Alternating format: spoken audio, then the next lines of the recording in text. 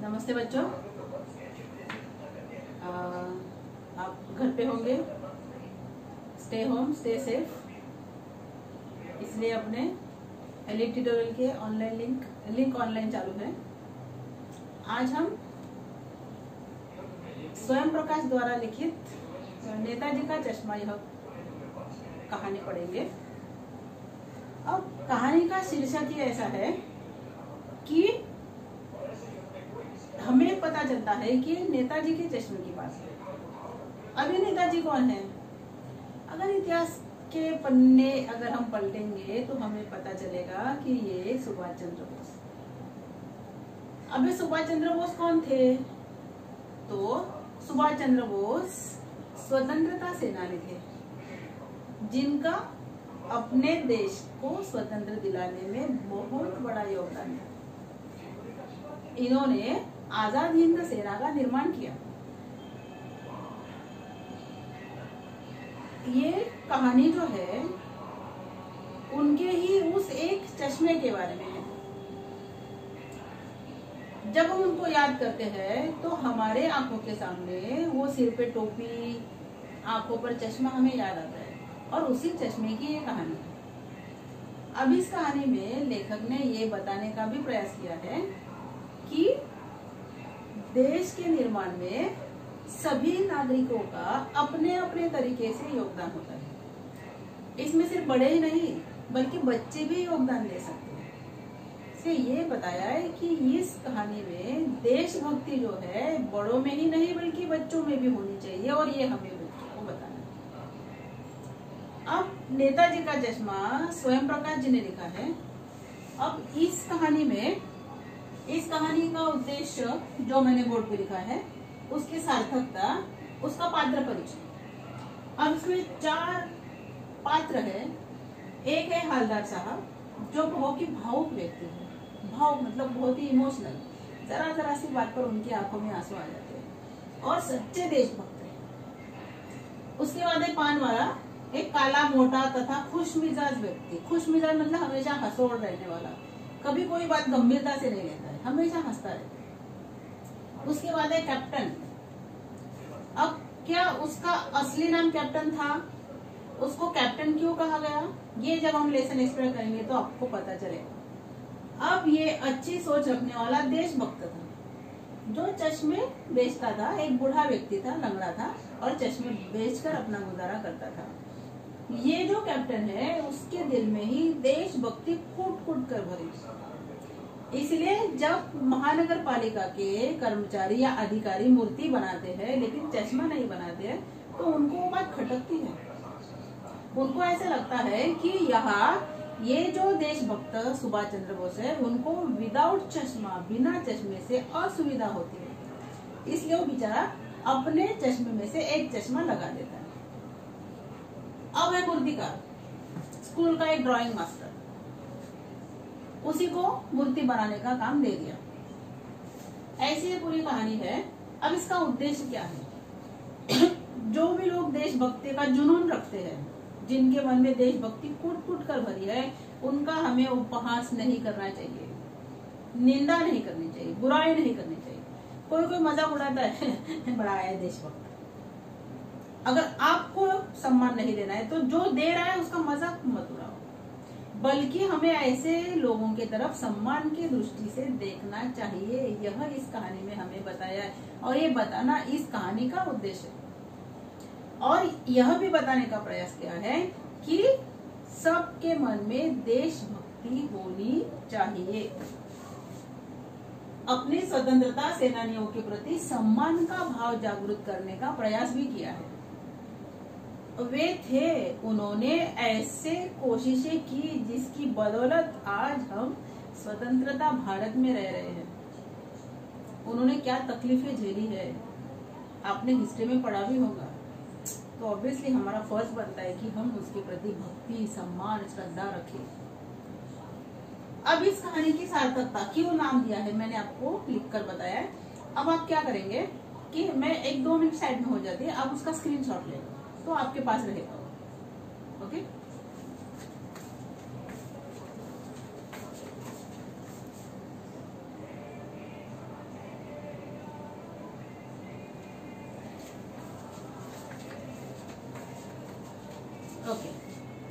ले लिया। अब आपका लेसन नंबर 4 नेताजी का चश्मा, जिसके लेखक है स्वयं प्रकाश। स्वयं प्रकाश द्वारा लिखित नेताजी का चश्मा, यह कहानी हमारे मन में देशभक्ति का भाव जागृत करती है। जैसे मैंने आपको सार्थकता, चरित्र चित्रण जो भी है लिखा है, उद्देश्य बताया आपको कि जो भी देशभक्ति का जुनून रखता है उसका हमें उपहास नहीं करना चाहिए, बल्कि उसकी ओर सम्मान की दृष्टि से देखना चाहिए। ये बताना इस कहानी का उद्देश्य है। प्लस क्या बताया कि अपने स्वतंत्रता सेनानियों के प्रति हमारे मन में श्रद्धा भाव होना चाहिए। अगर आपके मन में नहीं है तो कल से नहीं, आज से नहीं, अभी से देशभक्ति होनी चाहिए। अब फर्स्ट पैराग्राफ देखो। हाँ, आपके पास टेक्स्ट बुक, पेन, पेंसिल होगी। आपको जो भी मैं मार्किंग कराने के लिए बोलूंगी प्लीज आप बच्चे मार्क करना। ओके, अगर आपके पास ये सामान नहीं होगा तो वीडियो पॉज करके वो सामान आप लाइए और फिर बैठिए। ओके, चलो। हवलदार साहब को हर 15वें दिन कंपनी के काम के सिलसिले में उस कस्बे से गुजरना पड़ता था। हवलदार साहब एक भावुक व्यक्ति जो सच्चा देशभक्त है, दिल से देशभक्ति चाहता है। हर 15वें दिन कंपनी का कोई काम होगा, उसके सिलसिले में वो उस कस्बे से 15 दिन में एक बार गुजरता है। कस्बा अंडरलाइन करके लिखो। कस्बा मतलब गांव से बड़ा और शहर से छोटा। मतलब गांव में जो बस्ती होती है उससे ज्यादा बस्ती कस्बे में होती है और शहर से कम बस्ती कस्बे में होती है। ऐसा ये कस्बा है।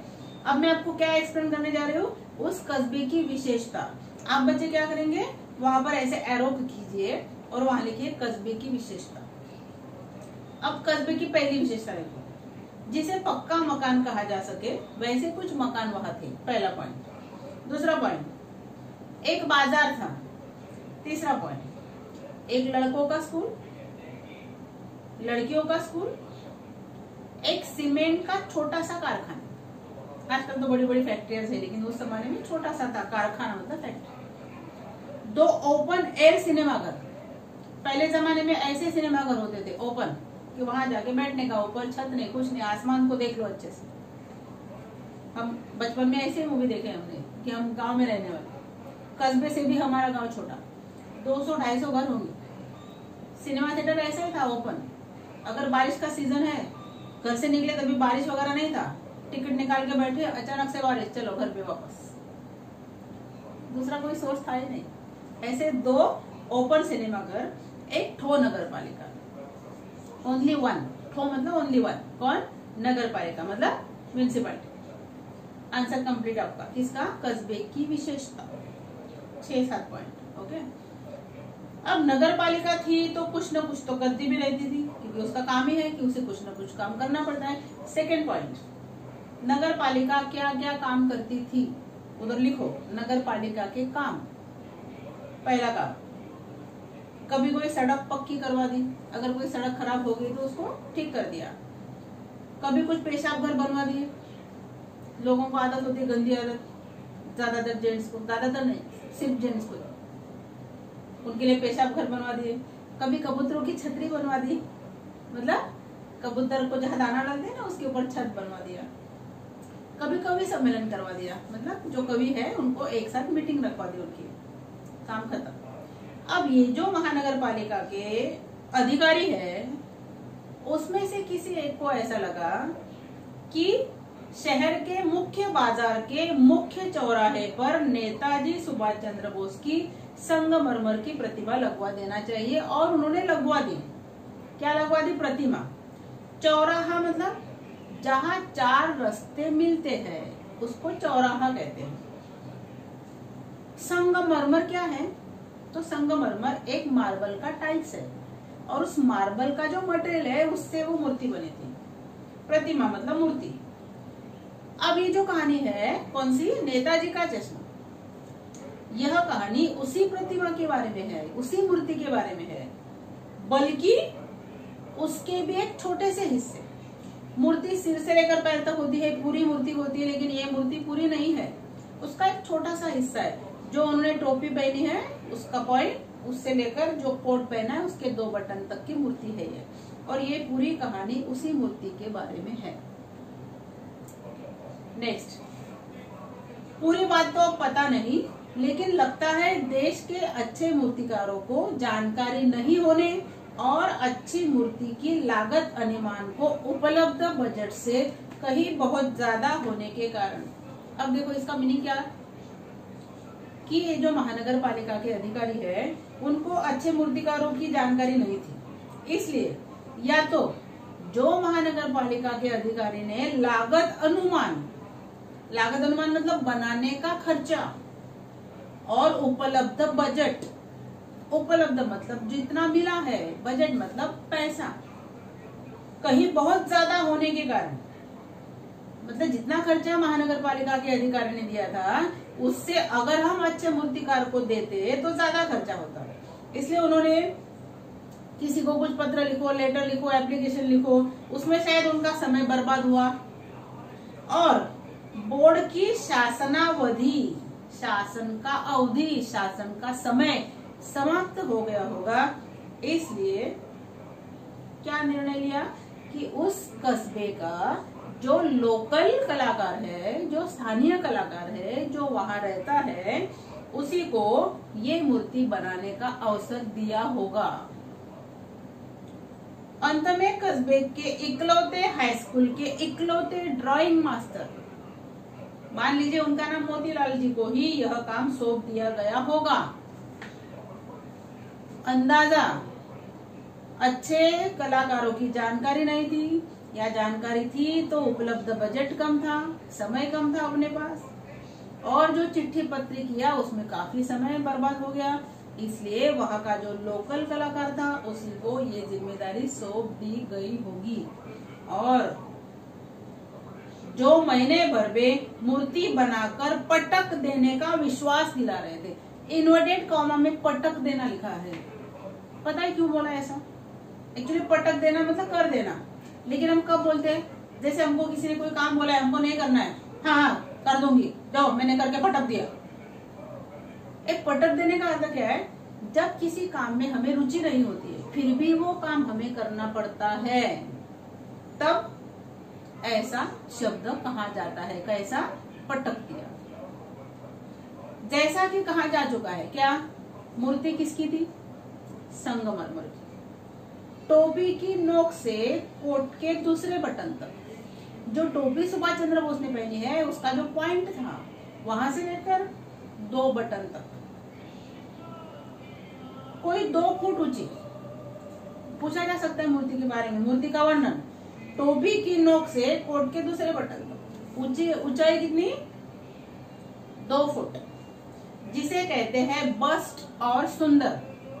बस्ट मतलब किसी पत्थर से बनी हुई मूर्ति को बस्ट कहते हैं, नॉट बेस्ट। फौजी वर्दी, कौन सी वर्दी? आपको पता है कि सुभाष चंद्र बोस की प्रतिमा हमेशा फौजी वर्दी में ही होती है। मूर्ति को देखते ही 2 नारे याद आने लगते हैं, ये भी पूछा जा सकता है, कौन से 2 नारे याद आते हैं? अंडरलाइन करो। दिल्ली चलो। दूसरा नारा, तुम मुझे खून दो मैं तुम्हें आजादी दूंगा। ऐसा नहीं है लेकिन हमें तुरंत याद आता है। खून दो मतलब निकाल के दो नहीं, आजादी के लिए मेरे साथ लड़ो, अगर लड़ते समय तुम्हें अपनी जान देनी पड़ी तो तैयार रहो, तो मैं देश को आजादी देने में तुम्हें सहायता करूंगा। ऐसा उसका नारा, इनका सुभाष चंद्र बोस का।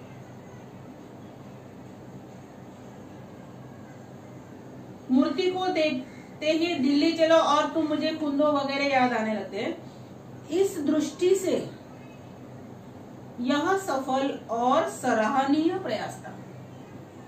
इस दृष्टि से मतलब हम जब भी कोई चित्र देखते हैं या कोई मूर्ति देखते हैं तो उस चित्र से संबंधित हमें सारी बातें याद आ जाती है और हमें ऐसा लगता है कि ये सजीव है, ऐसा लगता है कि मानो हमारे साथ अभी बोल पड़े। इसके लिए यहाँ कहा है इस दृष्टि से यह सफल और सराहनीय प्रयास था। उन्होंने मूर्ति बनाने के लिए जो प्रयास किया उसमें वो कामयाब हुए और सचमुच उनका प्रयास, उनकी कोशिश प्रशंसा के लायक थी। क्यों बोला मैंने आपको कि जब भी हम कोई चित्र देखते हैं तो हमारे दिल में, मन में वो सारी बातें याद आ जाती है जो चित्र से संबंधित है। ऐसा लगता है कि ये सारा वर्णन बिल्कुल सजीव किया हुआ है। और इसके लिए ऐसा कहा है कि उनका प्रयास कैसा था, एक तो सफल और दूसरा सराहनीय। केवल एक चीज की कसर थी, कसर, कमी, जो देखते ही खटकती थी। खटकना बुरा लगना।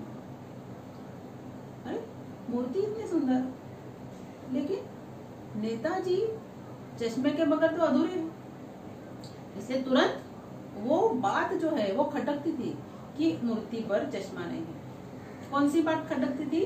कि नेताजी की आंखों पर चश्मा नहीं था।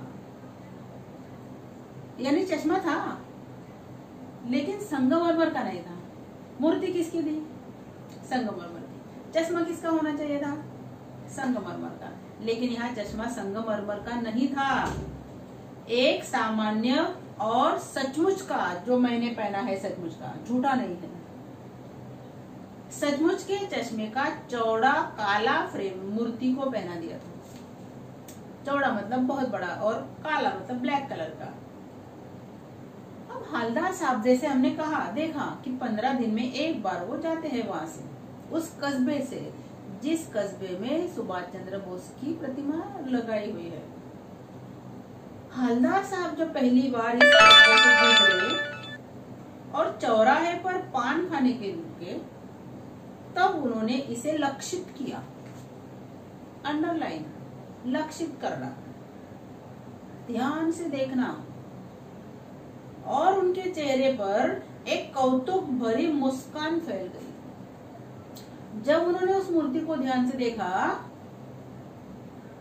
अरे मूर्ति संगमरमर की और चश्मा रियल। ये आश्चर्य उनके चेहरे पर और मुस्कान उनके चेहरे पे दिखाई। वाह भाई, यह आइडिया भी ठीक है। मूर्ति पत्थर की लेकिन चश्मा रियल। सोच में पड़ गए। ये विचार उनके मन में आया। मूर्ति को देखा और वो अपने काम के लिए आगे चल पड़े। जीप कस्बा छोड़कर आगे बढ़ गई। तब हालदार साहब इस मूर्ति के बारे में ही सोचते रहे। आपको पता है क्या सोच रहे थे वो? कि अगर मूर्ति संगमरमर की है तो चश्मा संगमरमर का क्यों नहीं है, बल्कि चश्मा रियल है। कौन करता होगा ये? अब वो इस निष्कर्ष पर पहुंचे। निष्कर्ष, रिजल्ट, नतीजा।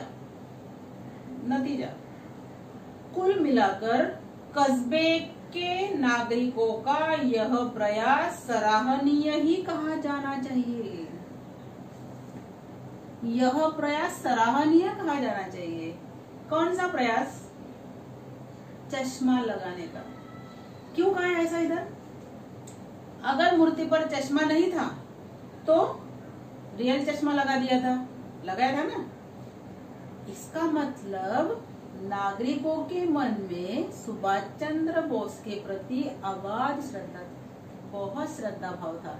और इसलिए कोई नागरिक ने उनके चेहरे पर चश्मा लगा दिया, क्योंकि उनको ऐसा लगा कि यार सुभाष चंद्र बोस जो नेता है उनको बिना चश्मे से असुविधा होगी। इतनी श्रद्धा। इसलिए क्या कहा है कि जो प्रयास है नागरिकों का वो कैसा है? सराहनीय है। महत्व मूर्ति के रंग रूप का या कद का नहीं होता। मूर्ति का रंग कैसा है, सुंदर दिख रहा है या नहीं, उसका कद कितना है, ये इम्पोर्टेंट नहीं है। तो मूर्ति के प्रति तुम्हारे मन में क्या भाव है, क्या फीलिंग्स है, वो इम्पोर्टेंट है। महत्व मूर्ति के रंग रूप का या कद का नहीं। कद मतलब ऊंचाई उसकी, उस भावना का है। कौन सा? देशभक्ति की भावना। वरना देशभक्ति भी आजकल मजाक की चीज होती जा रही है। ऐसा क्यों कहा है? क्यों कहा है? क्योंकि आज की वर्तमान स्थिति जो है, आज की वर्तमान स्थिति में अगर कोई सच्चे दिल से देशभक्त बनना चाहता है तो लोग उसे मूर्ख बनाते हैं। क्यों? क्योंकि देशभक्ति की भावना जो है ना, वो अब आउट ऑफ फैशन हो गई है। अगर कोई देशभक्ति पर सॉन्ग बना लिया या देशभक्ति पर कोई मूवी बना ली, यहाँ तक हम कर सकते हैं, लेकिन देशभक्ति दिल में किसी किसी के नहीं होती है।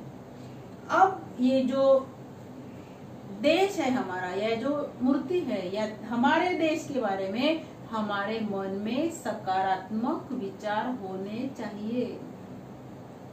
होता क्या है, लेकिन कुछ लोग ऐसे हैं जो हमें सकारात्मक विचार रखने नहीं देते।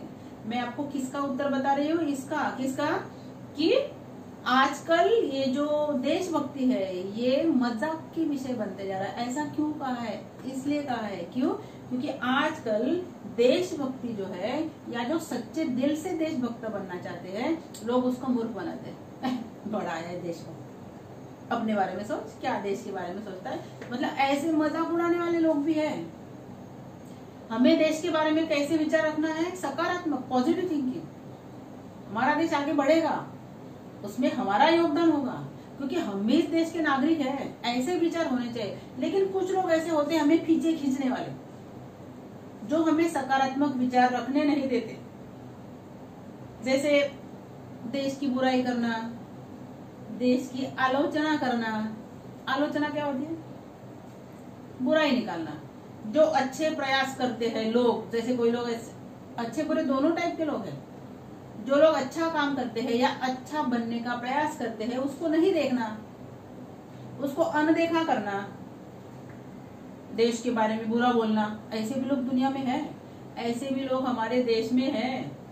अब ये जो सारी बातें हैं, ये सारी बातें कहीं ना कहीं लेखक को खटकती है, नहीं अच्छी लगती। ऐसा नहीं होना चाहिए। और खटकने के कारण ये जो बात है, उनको जो बात खटकती है, उन्होंने इस कहानी में इस बात के जरिए बताई है। किस बात के जरिए, ये बात के जरिए कि देशभक्ति आजकल मजाक की बात बनती जा रही है। दूसरी बार जब हालदार साहब उधर से गुजरे, किधर से, जिस कस्बे में सुभाष चंद्र बोस की प्रतिमा लगवाई थी, दूसरी बार जब हालदार साहब उधर से गुजरे तो उन्हें मूर्ति में कुछ अंतर दिखाई दिया। अंतर, नॉट डिस्टेंस, तो कुछ चेंज, कुछ बदल। क्या अंतर दिखाई दिया, ध्यान से देखा, क्या अंतर पता चला कि चश्मा दूसरा है। पहले कौन सा था, काला चौड़ा फ्रेम वाला, बड़े चौड़े फ्रेम वाला चश्मा। अब पहले मोटे फ्रेम वाला चौकोर चश्मा था, चौकोर, स्क्वायर। अब जो तार का चश्मा महात्मा गांधी पहनते थे, तार के फ्रेम वाला, अभी अपनी फ्रेम का शेप अलग है, वो तार वाला राउंड चश्मा पहनते थे। हालदार साहब का कौतुक और बढ़ा, पहले तो था ही, आपको बताए क्या कौतुक था उनको, कि मूर्ति संगमरमर की और चश्मा रियल। एक कौतुक पहले से था ही, अब उनका कौतुक और बढ़ गया। क्यों, क्योंकि अब चश्मा दूसरा। हालदार साहब का कौतुक और बढ़ा, वाह भाई क्या आइडिया है, मूर्ति कपड़े नहीं बदल सकती लेकिन चश्मा तो बदल सकती। क्यों, क्योंकि पहली बार अलग चश्मा, अब अलग चश्मा, तीसरी बार फिर नया चश्मा। अरे ये क्या बात है, पहली बार उन्होंने देखा, समझ गए अपने मन में, कोई बात नहीं। दूसरी बार देखा, फिर भी उन्होंने कुछ सवाल नहीं किया, लेकिन तीसरी बार उनका जो आश्चर्य है, उनका जो कौतूहल है, वो कंट्रोल नहीं कर पाए, वो दुर्दमनीय हो उठा। क्या हो उठा, दुर्दमनीय। दुर्दमनीय मतलब जिस पर वो कंट्रोल नहीं कर पाए। सॉरी, एक लाइन छोड़ गई। हालदार साहब को आदत पड़ गई हर बार कस्बे से गुजरते समय चौराहे पर रुकना। क्या आदत पड़ गई थी हालदार साहब को, ऐसा क्वेश्चन पूछा जा सकता है। क्या आदत थी, चौराहे पर रुकना, पान खाना और मूर्ति को ध्यान से देखना, रोज ऐसा करते थे। अब उनका जो कौतूहल है, उनका जो आश्चर्य है, वो कैसे हो गया, दुर्दमनीय, वो उस पर कंट्रोल नहीं कर पाए। फिर उन्होंने पान वाले से पूछ ही लिया, चलो पूछते हैं कि ऐसा क्यों होता है। पूछा, क्यों भाई, क्या बात है, यह तुम्हारे नेताजी का चश्मा हर बार बदल कैसे जाता है। अब पान वाला एक काला, मोटा और खुशमिजाज व्यक्ति था। खुशमिजाज हमेशा हंसोड़ व्यक्ति, हमेशा हंसते रहने वाला। जैसे मैंने आपका, किसी भी बात को वो गंभीरता से नहीं लेते थे, सीरियस नहीं लेते थे। अब ये जो मैं आपको एक्सप्लेन करूंगी, ये अवतरण भी है और ये पान वाले का चरित्र चित्रण। अंडरलाइन करो उधर और एरो करके लिखो, पान वाले का चरित्र चित्रण। पहला पॉइंट, अब पान वाला था तो हमेशा उसके मुंह में पान ठूसा हुआ होता था। वह एक काला, मोटा और खुशमिजाज आदमी था। हवलदार साहब का प्रश्न सुनकर वह आंखों ही आंखों में हंसा। आंखों ही आंखों में हंसना, मन ही मन हंसना। उसकी तोन थिरकी, बड़ा मोटा था, मोटा है तो पेट भी बड़ा है। जैसे वो हंसा तो उसकी पेट जो है वो हिल गई, थिरकी मतलब हिली। पीछे घूमकर उसने दुकान के नीचे पान थूका। उसको हमेशा किसी के साथ बोलना होता था तो पान थूकना पड़ता था, क्योंकि जो मनुष्य पान खाता है ना, उसके मुंह में हमेशा थूक जमा हुआ होता है, या तो वो निगल लेता है या तो थूकता है। और अपनी लाल काली बत्ती से दिखाकर बोला, जो पान खाता है ना, उनके दांत हमेशा लाल होते हैं। देखो जो बालों को मेहंदी लगाते हैं, उनके बाल हमेशा लाल होते ज्यादातर। लाल काली बत्ती से दिखाकर बोला, कैप्टन चश्मे वाला करता है। क्या करता है? चश्मा बदलता है। क्या करता है? हवलदार साहब को समझ नहीं पाया। चश्मा चेंज कर देता है। पान वाले ने समझाया। क्या समझाया? कि जो कैप्टन है ये चश्मा बदलता है। क्या मतलब? क्यों चेंज कर देता है? हवलदार साहब अब भी नहीं समझ पाए। अब वो जो पान वाला है वो अपनी भाषा में हवलदार साहब को समझाता है कि वो चश्मा क्यों बदलता है। देखो, कोई गिराक आ गया, समझो गिराक मतलब ग्राहक, उसको चौड़े चौखट चाहिए जो पहली बार लगाया था, तो कैप्टन किधर से लाएगा? तो उसको मूर्ति वाला दे दिया, उधर दूसरा बिठा दिया। अभी अगर आप किसी शॉप में जाते हो, जो डिस्प्ले किया है, कोई चश्मा है, कोई कपड़ा है, अगर आपको वो चाहिए तो आप बोलेंगे मुझे ये चाहिए। अब के लोगों के बहुत बड़ी बड़ी दुकानें होते हैं, उनको 4-4, 5-5, 10-10, 12-12 पीसेस एक साथ होते हैं। तो क्या वो आपको डिस्प्ले वाला निकाल के देता है? नहीं, वो बोलता है ठहरो, आपको ऐसा ही चाहिए ना, मैं दूसरा पीस लेके आता हूँ। तो वो क्या करता है? अंदर से दूसरा पीस लेके आता है। लेकिन ये बेचारे के पास एक एक ही पीस होता है। जो डिस्प्ले तो नहीं किया है, वो लगाया है मूर्ति के चेहरे पर, हालांकि बेचने के लिए ही रखा है। अगर किसी ग्राहक ने उसे मांगा तो चश्मे वाला क्या करेगा? उसके पास दूसरा तो है नहीं, तो वो निकाल के दे देता है, वहां पर दूसरा फ्रेम लगा देता है। इसलिए हर वक्त हवलदार साहब नया नया चश्मा देखते थे। अब हवलदार साहब को बात कुछ कुछ समझ में आई। क्या बात समझ में आई? आगे देखो, एक चश्मे वाला है जिसका नाम कैप्टन है। ओके, नेक्स्ट वन, उसे नेताजी की बगैर चश्मे वाली मूर्ति बुरी लगती है। अवतरण के लिए मार्क कीजिए ये। अब हवलदार साहब को बात कुछ कुछ समझ में आई, अंडरलाइन। उसे नेताजी के बगैर चश्मे वाली मूर्ति बुरी लगती है। इतनी श्रद्धा देखो, बल्कि आहत भी करती है। आहत करना, कष्ट देना, लिखो, आहत करना, कष्ट देना। मानो चश्मे के बगैर नेताजी को असुविधा हो रही है। क्या वो मूर्ति कैप्टन के साथ बात करती थी? नहीं, उसको ऐसा महसूस होता था कि अगर मूर्ति के चेहरे पर चश्मा नहीं है तो उनको देखने में असुविधा होती है। इतनी देशभक्ति, और इसलिए कैप्टन चश्मे वाला चश्मा लगा देता। इसलिए वह क्या करता था? अपनी छोटी सी दुकान में उपलब्ध गिने चुने फ्रेमों में से एक नेताजी की मूर्ति पर फिट कर देता, लगा देता। लेकिन जब कोई ग्राहक आता, क्या आता? ग्राहक, और उसे वैसे ही फ्रेम की दरकार होती, मुझे ऐसे ही फ्रेम चाहिए, मुझे ये फ्रेम दे दो, चश्मे वाले के पास दूसरा है नहीं है, फिर क्या करेगा? चश्मे वाला निकाल के वो दे देगा। ऐसा ही हर वो करता था। वाह भाई, खूब, क्या आइडिया है ना, अच्छे आइडिया चश्मे वाले की। लेकिन भाई एक बात अभी भी समझ में नहीं आई। हालदार साहब ने पान वाले से फिर पूछा, चश्मा क्यों बदलता है, वो बात पता चली किसको, हालदार साहब को। और एक प्रश्न चिन्ह उनके मन में है, नेताजी का ओरिजिनल चश्मा कहाँ गया? अगर किसी ने प्रतिमा बनाई है तो उसको चश्मा भी बनाना चाहिए था, तो उनका संगमरमर का ओरिजिनल चश्मा कहाँ गया? पान वाला दूसरा पान मुंह में ठूस चुका था। क्या आदत थी उसको? हमेशा पान खाने की। जब भी उसके साथ बात करते उसके मुंह में पान होता।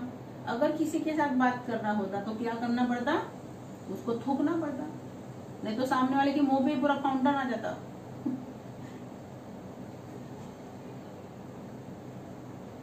दोपहर का समय था, दुकान पर भीड़ भाड़ अधिक नहीं थी, हमेशा होती है लेकिन आज नहीं थी। वह फिर आंखों ही आंखों में हंसा, आंखों ही आंखों में हंसना, मन ही मन हंसना। उसकी तौन थिरकी जो हमेशा थिरकती थी।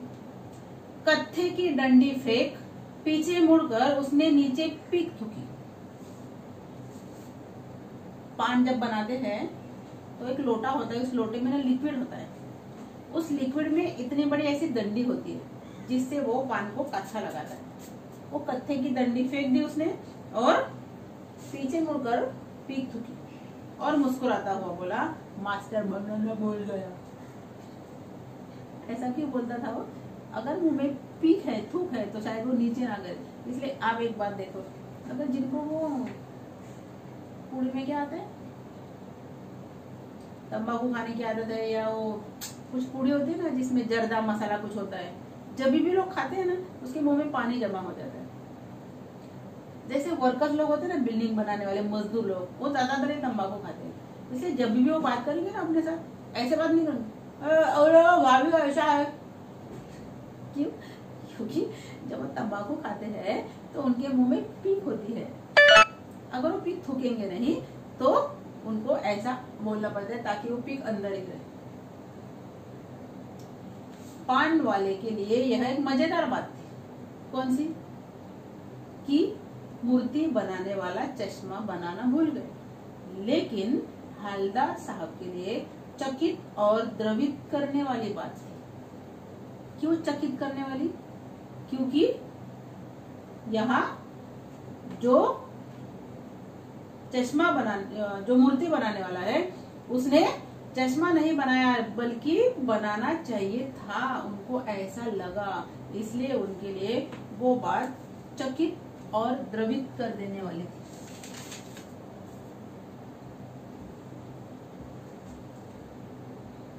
कौन सी चकित बात थी? कि जो मूर्ति बनाने वाला है उसने मूर्ति तो बनाई, लेकिन वह चश्मा बनाना कैसे भूल गया। यह बात हालदार साहब के लिए चकित कर देने वाली, मजेदार। इसको तो कोई फर्क नहीं पड़ा, किसको?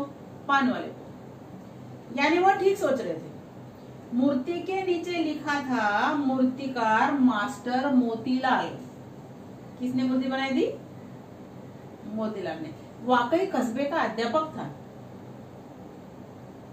बेचारे ने महीने भर में मूर्ति बनाकर पटक देने का वादा कर दिया होगा। लोगों ने जब उनको बोला कि क्या मूर्ति बनाकर देंगे, उन्होंने बोला हाँ हाँ ठीक है, मैं 1 महीने में पूरा कर दूंगा। बेचारे ने महीने भर में, अच्छा हो गया, बना भी ली होगी क्या? मूर्ति। लेकिन पत्थर में पारदर्शी चश्मा कैसे बनाया जाए, शायद उसको समझ में नहीं आया। पारदर्शी मतलब ट्रांसपेरेंट, स्पष्ट दिखाई देने वाला। यह वो तय नहीं कर पाया होगा, डिसाइड नहीं कर पाया होगा, या कोशिश की होगी लेकिन असफल रहा होगा। ऐसा भी डाउट किसी के मन में आ रहा है, ऐसी भी शंका किसी के मन में आ रहा है कि किसी ने ट्राई किया लेकिन वो असफल रहा। या दूसरा, बनाते बनाते कुछ और बारीकी के चक्कर में चश्मा टूट गया होगा, या पत्थर का चश्मा अलग से बनाकर फिट किया होगा और वह निकल गया होगा। उफ, कितने सारे क्वेश्चन, कितने सारे डाउट्स कि उनके चेहरे पर चश्मा क्यों नहीं था। आज हम इतना ही पढ़ेंगे, आगे का पाठ हम नेक्स्ट पीरियड में पढ़ेंगे। Okay, bye.